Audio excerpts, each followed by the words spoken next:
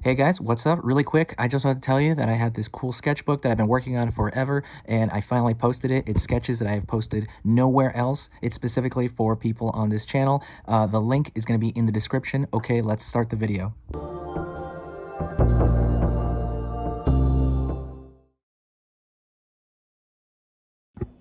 Hi guys, today I'm going to draw a skull fragment. It's going to be a tattoo design. I really hope you enjoy it.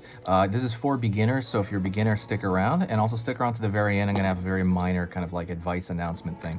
I'm going to be using this. This is a Faber-Castell PITT artist pen set.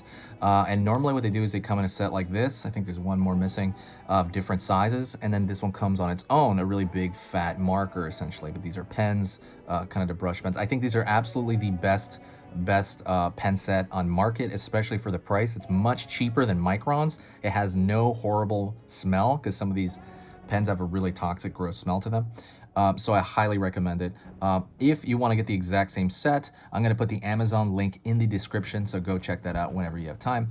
Also, I do recommend you get a anatomical skull, a real anatomical skull. This is for medical purposes, actually. So they took a cadaver and they took a casting mold of a real skull and they made it into this real medical skull. They're roughly like $30 to $60. It depends. I will put a link to one in the description that I highly recommend. If you draw skulls all the time, this is a must have. You have to get this. If you don't get the cheap ones from like Walmart or something that are for decorating the garden, those are not anatomically correct and they're trash, in my opinion. All right, let's get started. That's enough of all this. I'm gonna using the brush, and I'm gonna start with the far side eye socket. And the far side eye socket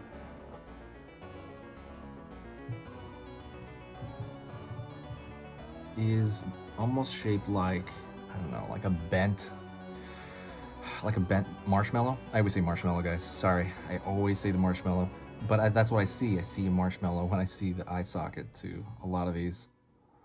And then this is gonna be a full marshmallow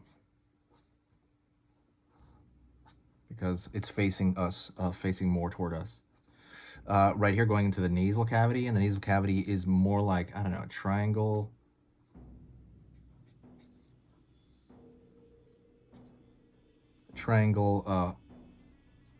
Marshmallow. Sorry. It's gonna be my thing. I don't want it to be my thing, but oh well, it might be my thing. And by fragment, I mean it's gonna be missing the top of the skull, and it's only gonna go down to the kind of tooth area. There's a lot of value in that because you get to practice your stuff more carefully. This is a zygomatic arch, basically the cheekbone. Pulling in here. And I'm gonna pull down into, I believe it's a maxilla, I believe it's the top part of the jaw there.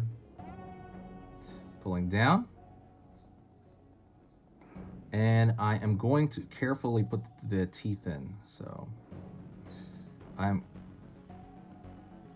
more or less gonna put the shape of the bottom of the teeth, and then later on I'll go back and kind of fill them in.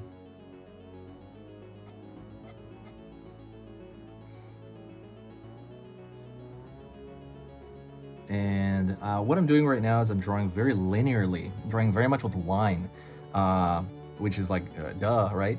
But I'm not drawing like overall like a giant shape first and then building into it the way I almost do everything. I'm drawing in with pure line because I don't feel like I'm gonna run out of the page.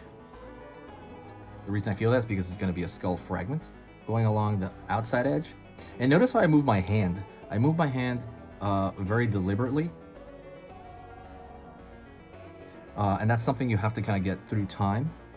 If you already have that, awesome. If you don't have that, I would say start working on it. I have actually a beginner's program in the description. If you have, let's say, shaky hands, that's a big mistake, big common mistake that people have, that people start off with if you're brand new. It's like a shaky hand. So how do you make lines like this? First off, you cannot have shaky hands. And the good news is it's very easy to get rid of shaky hands, like extremely easy. So just go check out that program. I have it in the description. I'm gonna put it under beginner program. And this thing kind of fragments up, and then it hits the back of the skull. And that's it. That's what we're going to work with right now. We're going to work with whatever's in this area. And what I'm going to do is I'm going to go into the teeth here. And I'm going to draw them.